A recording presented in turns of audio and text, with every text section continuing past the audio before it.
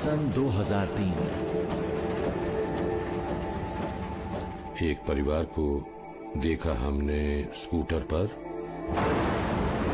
पिता स्कूटर चला रहे थे, एक छोटा सा बच्चा आगे खड़ा था और पीछे पत्नी ने बच्चे को गोद में लिया हुआ था। अचानक सोचा कि क्या होगा अगर ये फिसल कर गिर गए।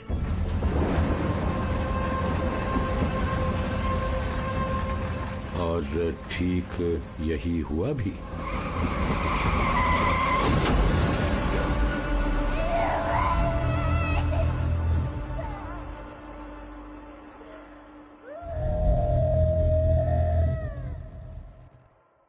इसी ने मुझे सोचने पर मजबूर किया, स्कूटर को और सेफ कैसे बनाया जाए। यही बात थी जिससे मुझे सस्ती कार बनाने का ख्याल आया।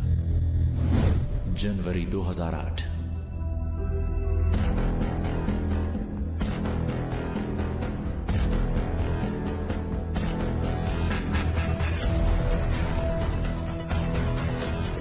देवी और सज्जनों, आज हम पेश कर रहे हैं इंजीनियर्स और डिजाइनर्स की नौजवान टोली की बनाई टाटा मोटर्स की नई कार, एक आम लोगों की कार जिसका सबको इंतजार था।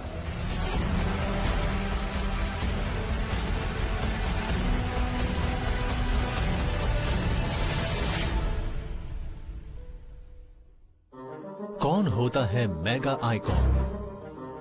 दूर की सोच वाला वो शख्स जो मुनाफे से पहले लोगों को रखता है, जिसके नाम के मायने हों उसूल और लोगों का भला। रतन नवल टाटा आते हैं उन जमशेदजी टाटा के खानदान से जिन्हें भारतीय उद्योग का जनक कहा जाता है और जिन्होंने 1870 के दशक में विशाल टाटा समूह की बुनियाद रखी थी। 100 से ज्यादा साल बाद रतन टाटा ने टाटा समूह का चेयरमैन बनकर इसे कंपनियों के एक बेहतरीन भारतीय समूह से दुनिया का विशाल उद्योग समूह बनाया। आज इस भूतपूर्व चेयरमैन को भारत के और शायद दुनिया के बेहतरीन उद्योगपतियों, निवेशकों और समाज सेवियों में गिना जाता है। आइए देखें कि कैसे ढाला उन्होंने अपनी तकदीर को।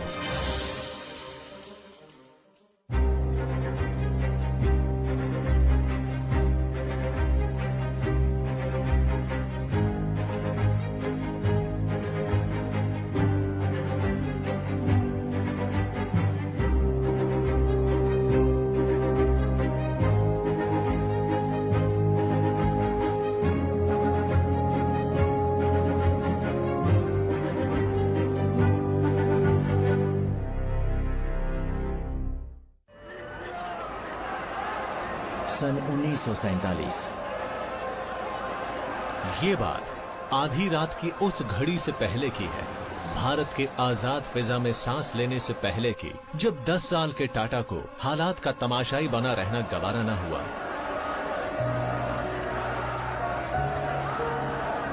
टाटा हाउस से सामने आजाद मैदान दिखाई देता था, जहां आज तक एक नहीं बल्कि कई आंदोलन हुए थे। एकदम सामने मैदान दिखाई देता था, भीड़ को तितर बितर करने के लिए लोगों पर लाठी चार्ज होता दिखाई देता था।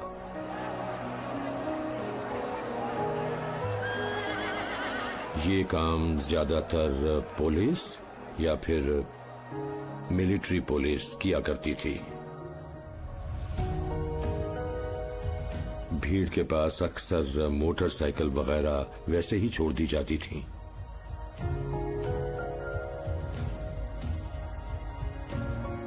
और हम स्कूली बच्चों के लिए कोई अनोखी बात नहीं थी पेट्रोल टैंक खोलकर उसमें चीनी डाल देना, क्योंकि हमें मालूम था कि अगर हम ऐसा करेंगे तो कुछ दूर चलकर इंजन सीज हो जाएगा।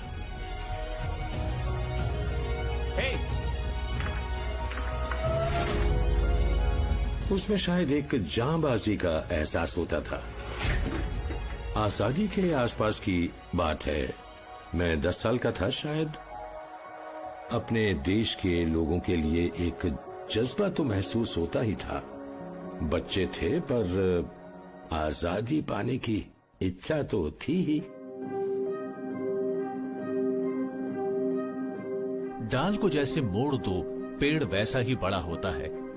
रतन टाटा की परवरिश उनकी दादी लेडी नवाज बाई टाटा ने की थी, जो टाटा सन्स के बोर्ड में पहली लेडी डायरेक्टर थी।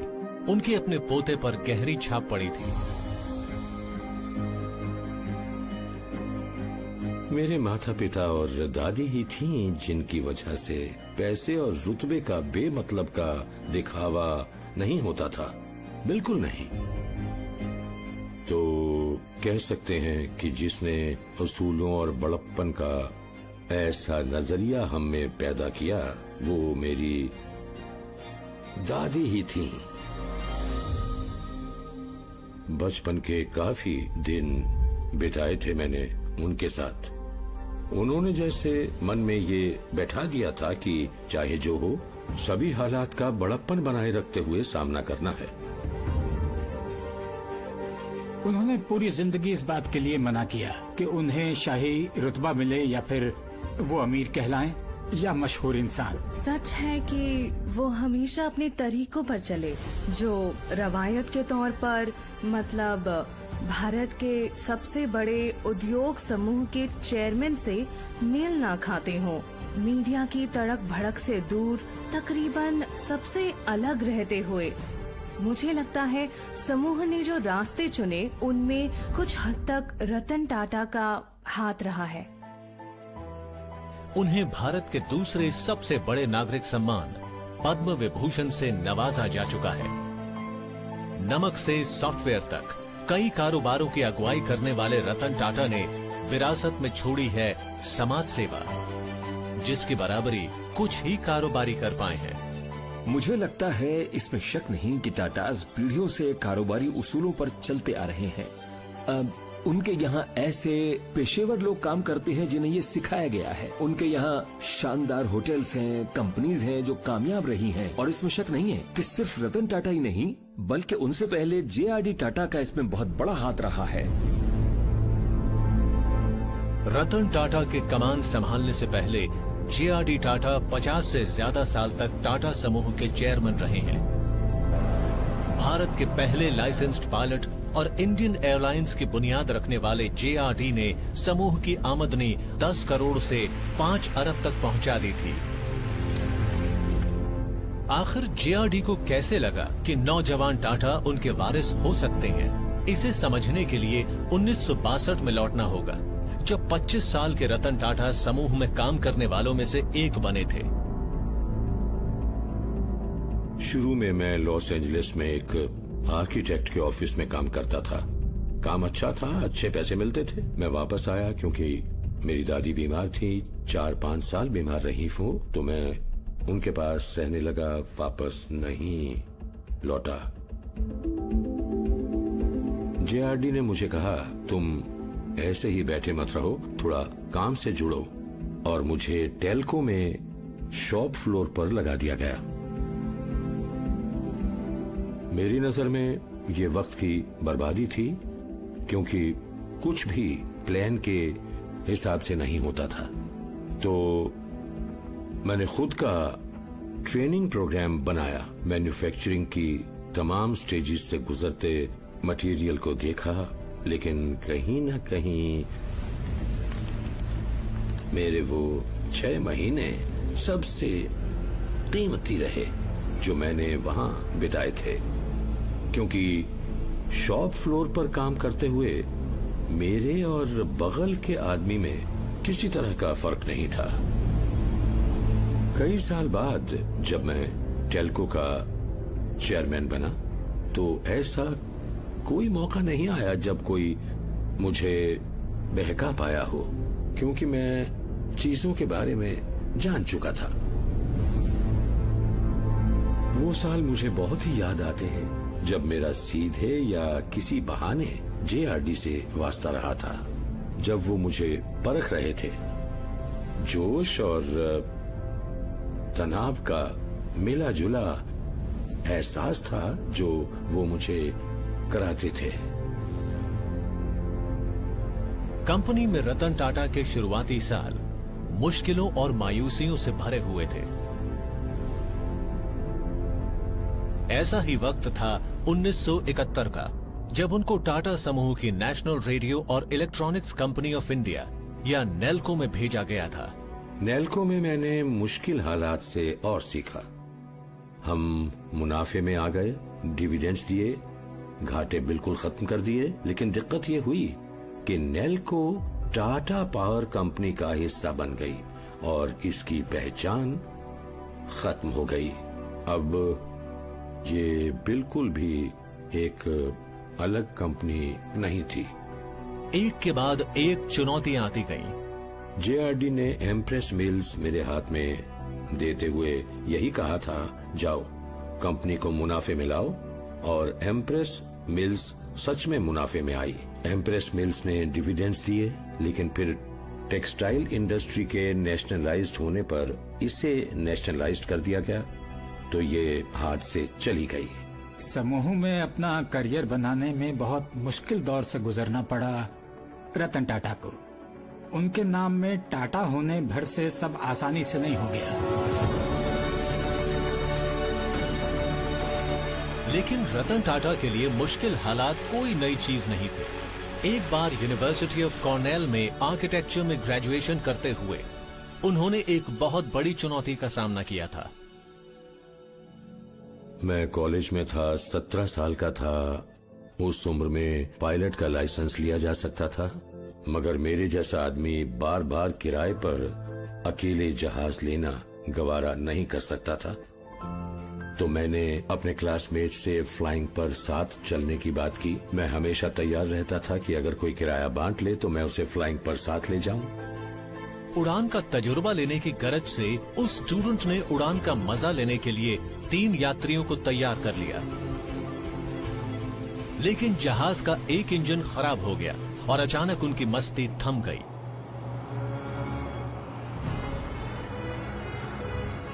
पहले तो जहाज बुरी तरह से कांपा, फिर इंजन बंद हुआ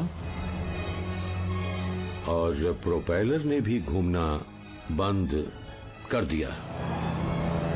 अब हम बिना इंजन के हवा में थे। ऐसे में सोचना होता है कि नीचे कैसे उतरा जाए, पर मेरे साथी एकदम खामोश थे। हमारे नीचे उतरने तक किसी ने चूं तक नहीं की।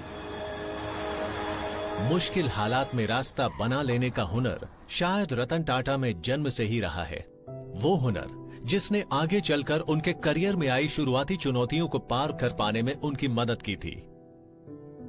एक हल्के जहाज का इंजन खराब होना ऐसी चीज नहीं थी जिससे जहाज गिर जाता। आप कितनी ऊंचाई पर हैं, उसके हिसाब से ग्लाइड करने का वक्त मिल जाता है, इतना कि आप सही जगह देखकर आसानी से उतर सकते हैं। कैसे भी हालात में दिमाग को ठंडा रखने की काबिलियत बहुत अनोखी होती है। बचपन से ही वो चीजों को बैलेंस करना जानते हैं और ये चीजें जीवन में वो कभी भूले नहीं। हड़बड़ी दिखा ही नहीं सकते थे। इंजन गया तो इंजन गया।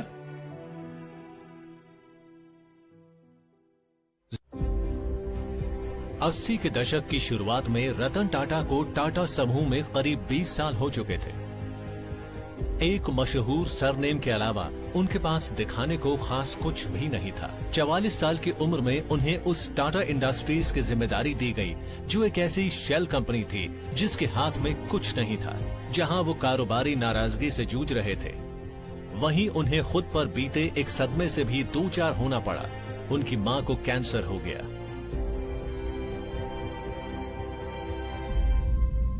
सन 1983 न्यूयॉर्क। बड़ा मुश्किल वक्त था ये उनके लिए, क्योंकि अपनी माँ से बहुत लगाव था उन्हें। वो सच में न्यूयॉर्क गए और हॉस्पिटल में कई महीने उनके साथ बिताए। उनका दिमाग कई तरफ खींचता था उन्हें। वो अपनी माँ के साथ तो थे, पर यहाँ पर क्या चल रहा था उसकी भी पूरी जानकारी रखने की चिंता थी उन्हें। कभी कभी लगता है हमारा सब खत्म हो रहा है। हम में से ज्यादातर इस तनाव से टूट जाते हैं, लेकिन रतन टाटा जैसे कुछ लोग ऐसे वक्त को बेहतर कल के ख्वाब देखने में लगाते हैं। जब मेरी माँ बीमार थी तब हॉस्पिटल में मेरे पास काफी वक्त होता था, तो मैंने उस वक्त का इस्तेमाल टाटास के लिए स्ट्रेटेजिक प्लान्स बनाने में किया। मुझे लगता था कि हम उतना नहीं कर रहे हैं जितना हम टाटास में कर सकते हैं। हम धुएं की चिमनियों वाली इंडस्ट्रीज पर ही ध्यान लगाए हुए हैं, न कि नई उभरती इंडस्ट्रीज जैसे इलेक्ट्रॉनिक्स, मेडिसिन वगैरह।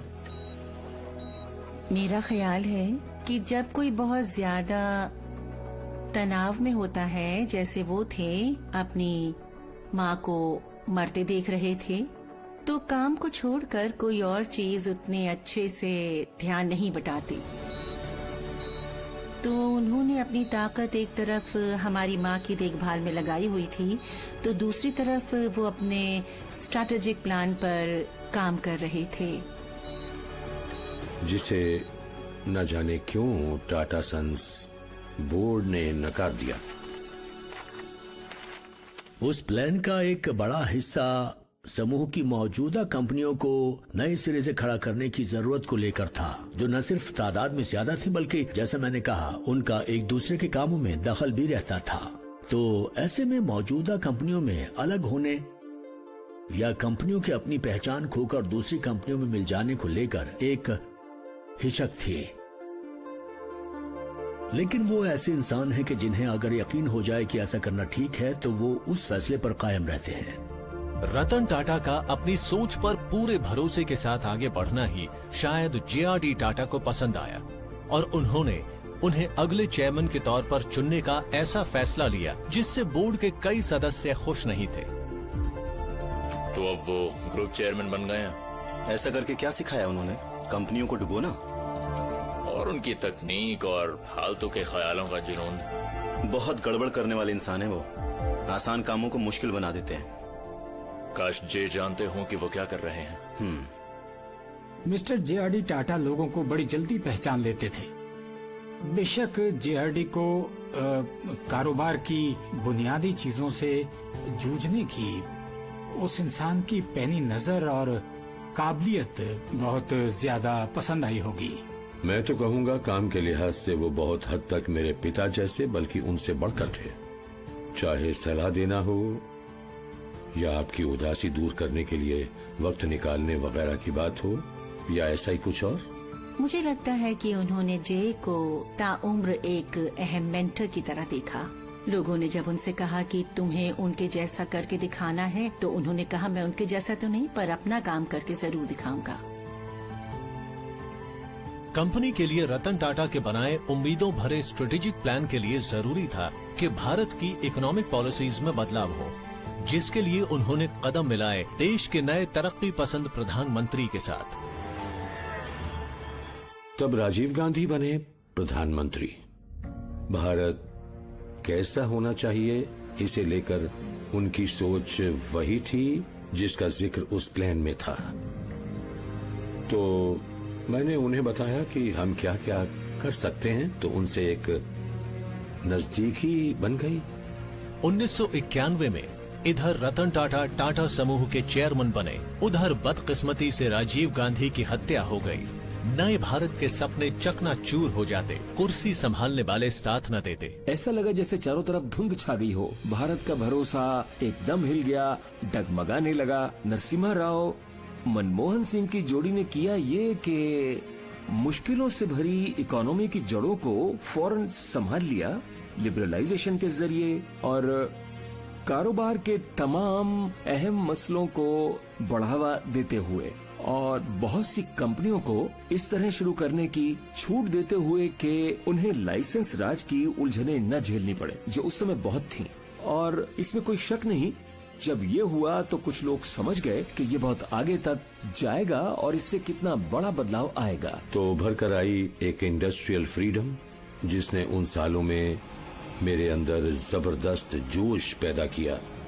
मेरे करियर में शायद वो साल सबसे ज्यादा हौसला जगाने वाले थे।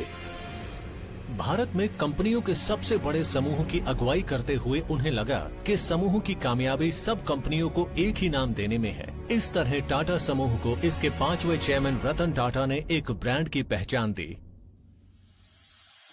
कंपनियों की इमेज अलग अलग थी। टॉमको का निशान हीरे जैसा दिखाई देता था, किसी का निशान गोल था, फॉन्ट्स अलग अलग थे। लगता ही नहीं था कि वो एक ही समूह से जुड़ी थी। तो हाँ, हमने ब्रांड को बयां करने वाली चीज को एक कर दिया। समूह की रीब्रांडिंग की पहल और भारत के बाजारों का उदारीकरण शुरू होने पर रतन टाटा ने एक बड़ा अहम कदम उठाया। उन्होंने उस वक्त के सबसे बड़े commercial vehicle manufacturers Tata Motors में भारत की पहली स्वदेशी पैसेंजर कार बनाने का फैसला किया। इंडिका नाम भी सोच लिया था, क्योंकि ये कार थी द इंडियन कार। उस वक्त मैं गाड़ियों के पुर्जे बनाने वाली CII में गया और सवाल किया कि क्या हम एक पूरी तरह भारतीय कार बना सकते हैं। कोई तैयार नहीं हुआ साथ देने को। ये सोचकर कि ऐसा होगा ही नहीं। आप एक ट्रक कंपनी हैं, कारों में आपकी दिलचस्पी की वजह क्या है? 10 साल के अंदर टाटा मोटर्स ने इंडिका प्लेटफॉर्म से अपनी 10 लाखवीं पैसेंजर कार तैयार की। इंडिका पहली भारतीय कार बनी जो यूनाइटेड किंगडम में सिटी रोवर के नाम से बेची गई। मेरा ख्याल है उसकी वजह से भारत में एक पूरी कार इंडस्ट्री खड़ी हुई जो आज 30 लाख से ज्यादा कारें बनाती है। कारों के लिए रतन टाटा के लगाव को देखते हुए टाटा मोटर्स जल्द ही नई सोच का उनका पसंदीदा जरिया बन गई। उनका स्ट्रेटेजिक प्लान रंग लाया। दूर की सोच वाले की जीत हुई थी। अब बारी थी लोगों को कुछ देने वाले की। सन 2003 एक परिवार को देखा हमने स्कूटर पर। पिता स्कूटर चला रहे थे, एक छोटा सा बच्चा आगे खड़ा था और पीछे पत्नी ने बच्चे को गोद में लिया हुआ था।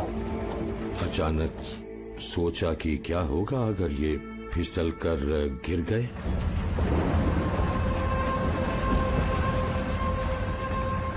और ठीक यही हुआ भी।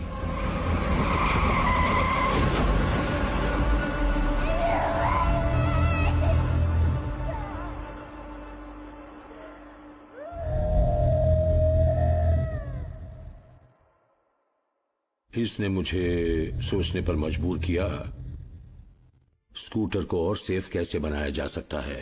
क्या बच्चों की 3 पहिए की साइकिल जैसा कुछ बनाया जा सकता है? कुछ ऐसा जो फिसले नहीं? क्या इसके चारों तरफ फ्रेम बनाया जा सकता है? पहले सोचा गया बिना दरवाजों की कार के बारे में जिसमें प्लास्टिक के पर्दे लगे हों।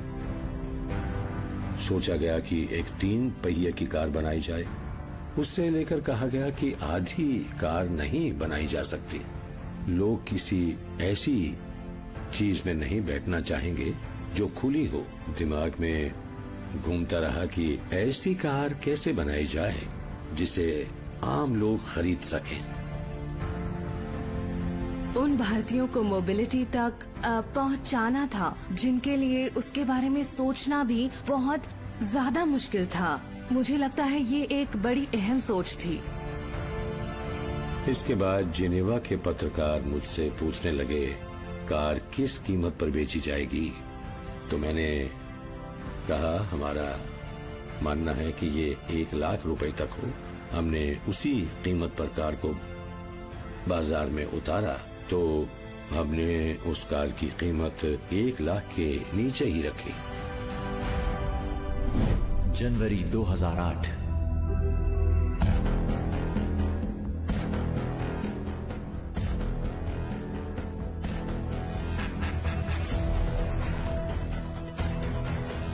देवी और सज्जनों, आज हम पेश कर रहे हैं इंजीनियर्स और डिजाइनर्स की नौजवान टोली की बनाई टाटा मोटर्स की नई कार। एक आम लोगों की कार जिसका सबको इंतजार था।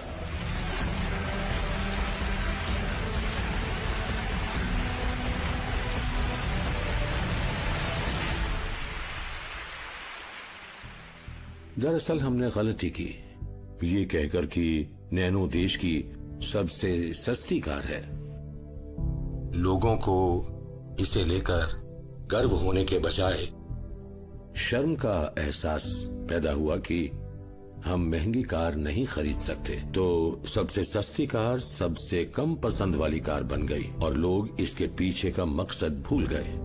शायद कहीं कोई भूल हुई उसमें, लेकिन वो बड़ी सोच रखते थे। वो सोचते रहते थे भारत में और क्या क्या बदलाव किए जा सकते हैं, लोगों की जिंदगियां बदलने के लिए क्या क्या कर सकते हैं।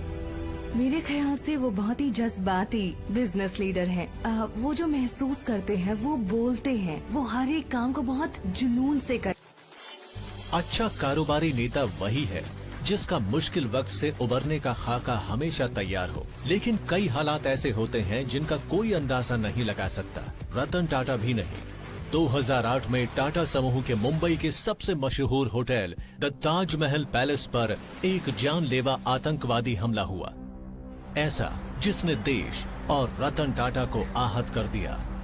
किसी ने मुझे फोन करके बताया कि ताज में गोलीबारी हुई है। 26 नवंबर 2008 मुंबई। मैंने ताज के एक्सचेंज में फोन लगाया पर किसी ने फोन नहीं उठाया। ये बहुत अजीब बात थी, तो मैं अपनी कार से वहां गया, पर चौकीदार ने मुझे लॉबी में जाने से रोक दिया क्योंकि वहां गोलियां चल रही थी।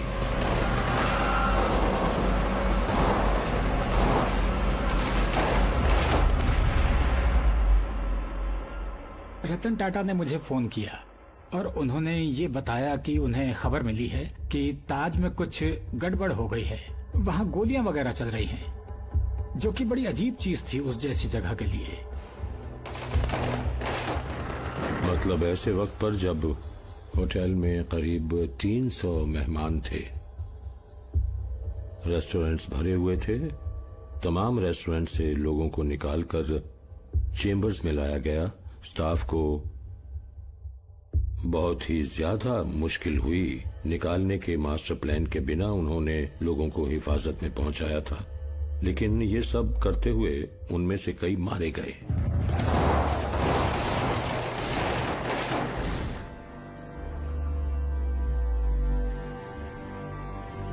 उस पूरे वाक़े के दौरान वो ताज और ताज के मैनेजमेंट के साथ खड़े रहे थे।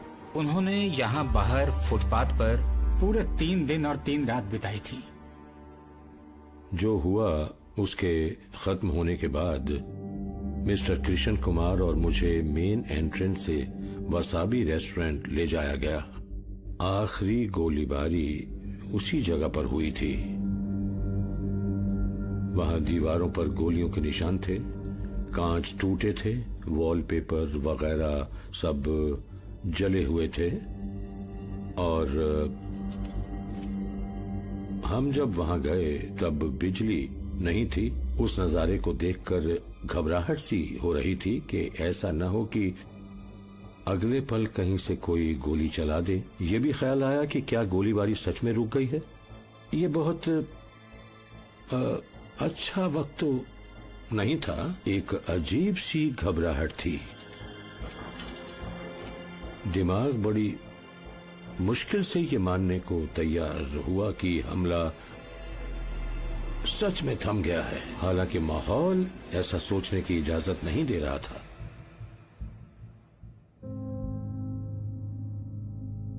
वो और मैं तमाम हॉस्पिटल्स में गए और वहां जाकर एक एक मरीज से मिले।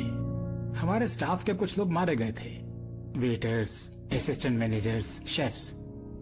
तब ये सोचा गया कि हमें खुद को सिर्फ ताज की और उन लोगों की ही चिंता नहीं करनी चाहिए जो सिर्फ ताज पर हमले की चपेट में आए थे। छत्रपति शिवाजी टर्मिनस और कामा हॉस्पिटल के इलाके वगैरह में भी बहुत सारे लोग हैं जो वहां गोलीबारी में मारे गए हैं। तब हम लोगों को लगा कि हमें लोगों की मदद के लिए एक पब्लिक वेलफेयर ट्रस्ट शुरू करना चाहिए और हमने इसकी शुरुआत की ताज से। ऐसा सिर्फ मुंबई आतंकी हमलों के वक्त नहीं हुआ था। 1992-1993 में जब मुंबई में दंगे और खून खराबा हुआ था, तब उस समय रतन टाटा ही थे जिन्होंने आधे पेज का एड देकर कहा था कि हम सब एकजुट हों, और शायद ये भी कि बॉम्बे को हमें जलने नहीं देना है। और शायद वो खुद श्री कृष्णा कमीशन के सामने पेश हुए बताने के लिए कि किस तरह के दर्दनाक हालात उन्होंने देखे और अनुभव किए थे। मैं जानती हूँ कि ये उनकी फितरत में है। कई मानों में मुझे बहुत फख्र होता है।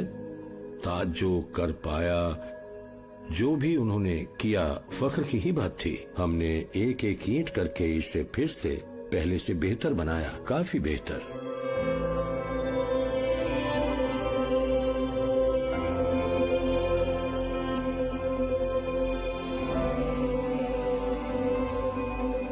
हमने मारे गए लोगों के बच्चों की पढ़ाई की पूरी जिम्मेदारी ली। उनकी रिटायरमेंट की उम्र तक की तनख्वाह का पूरा भुगतान किया गया और फख्र की बात है कि हम ये सब कर पाए।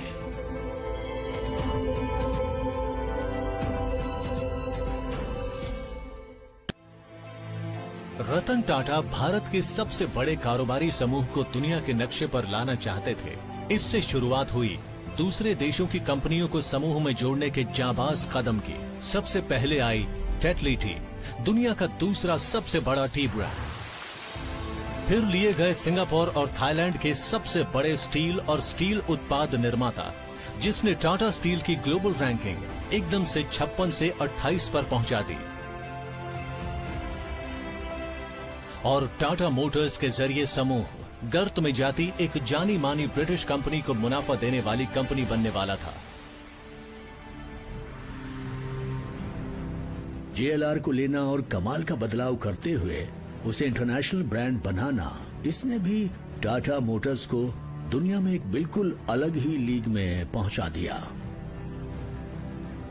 हमने कंपनी खरीदी और तभी यूरोप की इकोनॉमी गिर गई। बाहर से लगा जैसे हमने एक बहुत गलत कदम उठा लिया है। हमने कंपनी को खरीदने में जितना पैसा लगाया था उससे ज्यादा तो उसमें लगा दिया था, पर आखिर राहत मिली क्योंकि बाजार के दोबारा खुलने और फिर से पटरी पर आने पर 2 प्रोडक्ट्स की बजाय हम 4-5 नए प्रोडक्ट्स के साथ सामने आए, पहले से भी कहीं ज्यादा बेहतर होकर। इससे जैगुआर और लैंड रोवर को फिर से खड़ा करने में मदद मिली। आज टाटा समूह 19 यूरोपीय कंपनियों का मालिक है, जिनमें सिर्फ यूरोप में ही 60,000 से ज्यादा लोग काम करते हैं। रतन टाटा की चेयरमैनशिप में आमदनी 1991 में $10 अरब से 2012 में $100 अरब तक जा पहुंची थी। बावजूद इसके जज्बाती कारोबारी रतन नवल टाटा की बुनियादी सोच दूसरे की भलाई ही रही, यानी बिना गरज लोगों के भले की चिंता करना। आपको समूह की शुरुआत पर नजर डालनी होगी। मेरी नजर में जमशेदजी टाटा सिर्फ कारोबारी नेता और सिर्फ कारोबारी अगुवा नहीं थे, वो देश को खड़ा करने वाले थे। सोचा ये था कि 66% यानी टाटा सन्स की हिस्सेदारी का 2/3 हिस्सा ट्रस्ट के पास रहे। मैं तो कहूंगी कि टाटा समूह ने जिस तरह से खुद को बनाया है और ये कि समूह की लगाम असल में ट्रस्ट के पास है, वही है DNA। टाटा समूह की शुरुआत ही जनसेवा से हुई थी, जैसा हम सब जानते हैं। वो बदले में समाज को कुछ देना चाहते थे। आज जो परिवार मालिक है, जो भी टाटा वहाँ है, वो कंपनी के मालिक नहीं है। हो सकता है हर कंपनी में उनका 1% हिस्सा ही हो। रतन टाटा ने किया ये कि लोगों की भलाई के ट्रस्ट को सेवा के अपने मकसद को पूरा करने के लिए और आगे बढ़ने का मौका दिया है। असल में कारोबार के साथ लोगों की भलाई वाले काम उतने सामने नहीं आए थे। उस वक्त व्यक्तिगत दिक्कतों को दूर करने वाली बात ज्यादा रही थी। मतलब किसी को ऑपरेशन के लिए पैसा चाहिए, या फिर कैंसर हॉस्पिटल था, कैंसर के इलाज के लिए या बुनियादी रिसर्च के लिए। अब इसमें एक बदलाव आया है, ज्यादा बड़े प्रोजेक्ट्स हाथ में लिए जा रहे हैं और उन प्रोजेक्ट से जुड़ा जा रहा है। सिर्फ ये नहीं कि पैसा दिया और जिम्मेदारी पूरी हुई। टाटा की जो छवि है वो लोगों को अच्छे से याद है। एक शानदार उसूलों पर चलने वाली कंपनी, एक गजब की कंपनी के तौर पर, एक ऐसी कंपनी जिसने खुद को बढ़ाते हुए अपने यहाँ काम करने वालों और स्टाफ की काफी चिंता की है। 2012 में 75 साल के रतन टाटा ने टाटा के समूह की देखरेख के काम से ऑफिशियली रिटायरमेंट ले लिया।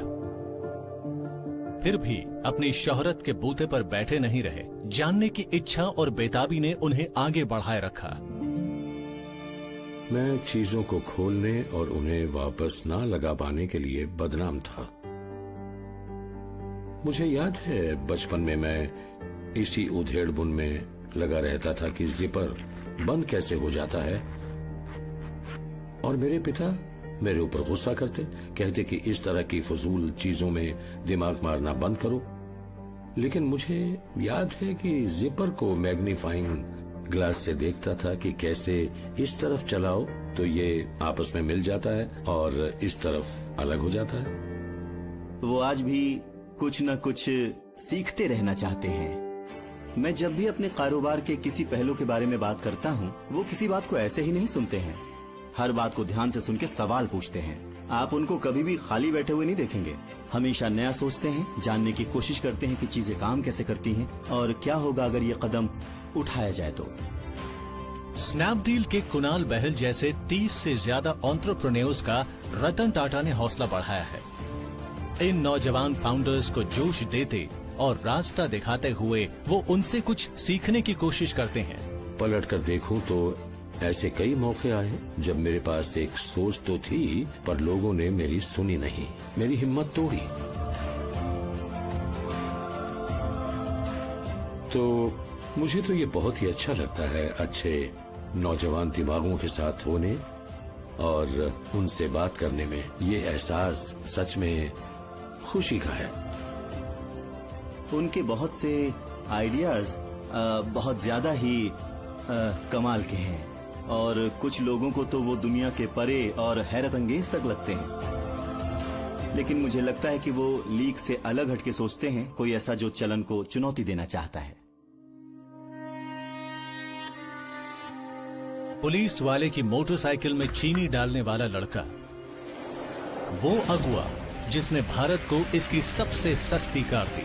दूर की सोच रखते हुए देश के सबसे भरोसेमंद ब्रांड्स में से एक को जोड़ने और दुनिया भर में पहुंचाने वाले एंटरप्रेन्योर्स की अगली पीढ़ी के मददगार इन्वेस्टर और मौका न होने पर भी वहां उन्हें पैदा करने वाले, कभी न रुकने वाले जनसेवक।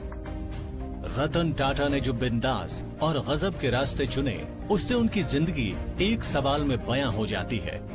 क्या आप सिर्फ इसलिए अपने आखिरी 100 रुपए या 1000 रुपए किसी ऐसे इंसान को देंगे जिससे आप कभी नहीं मिले क्योंकि उसने जो कहा वो बात आपके दिल में उतर गई, या उससे दूर चले जाएंगे और बाद में अंदर से आवाज आए कि मुझे इस तरह चले नहीं जाना चाहिए था, ये आदमी भरोसा करने लायक था। और शायद इसी वजह से भारत और दुनिया भर की तमाम पीढ़ियां रतन नवल टाटा को हसरत भरी निगाहों से देखती हैं। ये है वो मेगा आइकॉन जिसने अपने पंख फैलाए लोगों के भले के लिए।